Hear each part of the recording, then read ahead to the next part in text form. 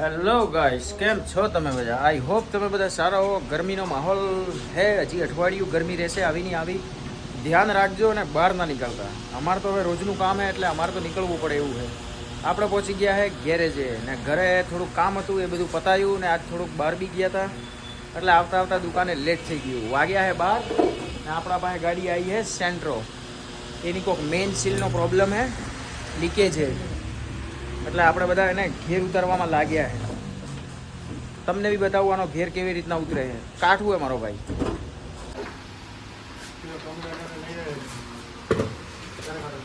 આ જો કે ઘેર નીકળી ગયો છે બહાર.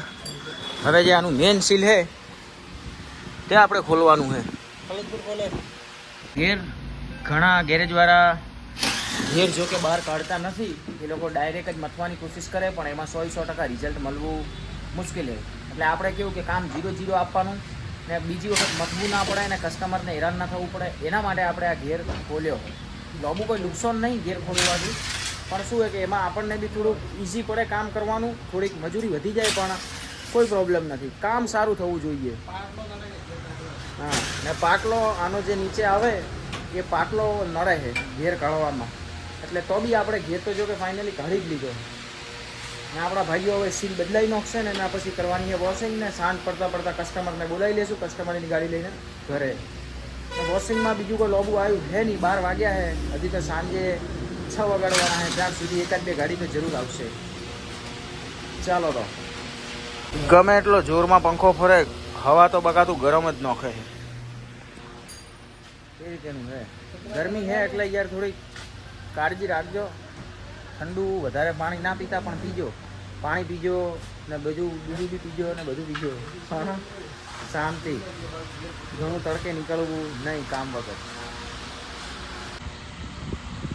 20 મિનિટ લાવે બરાબર તૂટી ગયો ગિયર પર નોખ્યું હોય કુલર.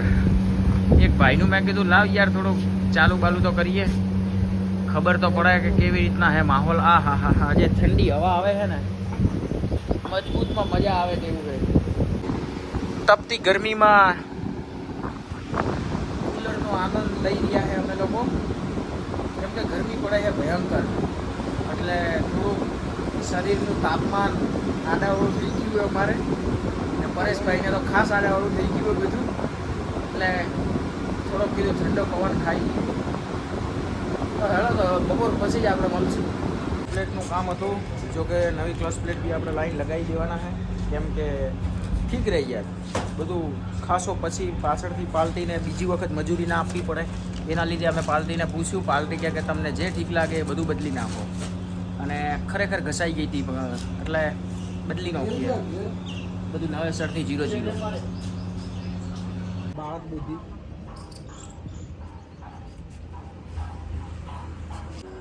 આજનો દિવસ આપણે સફળ બનાવીને આવી ગયા છે ઘરે. ઓલી જે ધોવાની હતી ગાડી તે બી ધોઈ નાખી, એના પછી બજારમાં ગયા, થોડાક આડાવાળા ફર્યા, એમ તેમ કર્યું, કુલર ચાલુ કર્યા, દુનિયાભરની બચ્ચું.